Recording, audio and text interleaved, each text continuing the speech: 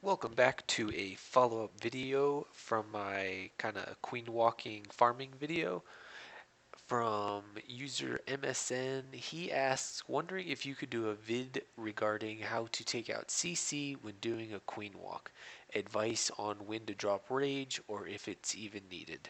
And that is exactly what this video will be about. How to kill a couple different CC compositions and timing of rage and poisons. A lot of this stuff is kind of very general and on a as needed basis, very situational, and is highly dependent upon your queen level.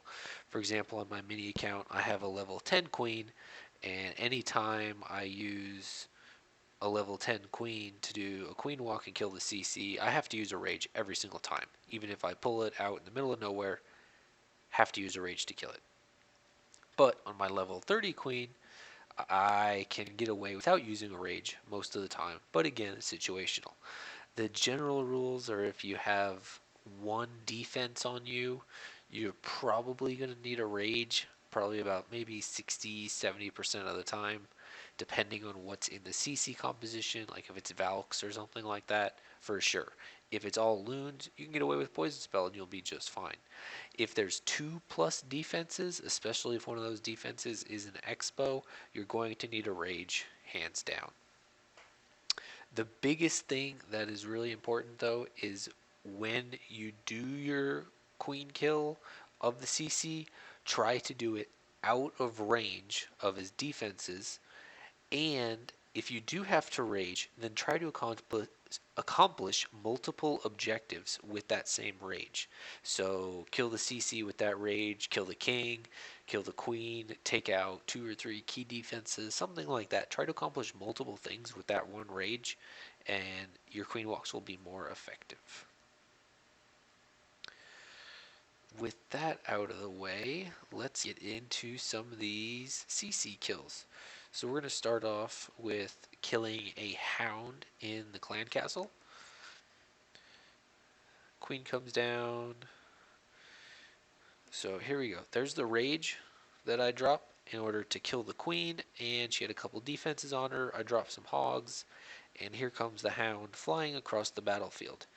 And so this rage, I got multiple defenses, the queen, and I'll get about half of the hound's health. And the key thing here is when he's about half health, drop a poison spell on the healers. That way, when the hound explodes, pop, it gets the the lava pups that are all the way in the back. Sometimes the queen won't go back for the pups that are too far away, and they'll just beat on the healers the whole time, and you'll start to lose them. You can drop both poison spells. You noticed I only dropped one. You can drop both if you want. One on the hound to make it die more quickly, and then one on the healers for the pups. If you only have one poison spell, just drop it on the healers. Next up, we have my second CC kill. This one was all minions. This is a combination that's just started popping up recently with the popularity of Valkyries. And minions are deceptively high DPS. It was only because I watched a video slightly prior to doing this raid that I knew I had to rage. If you fight minions in all minions CC, you must rage. A poison spell is not enough even for a level 40 queen.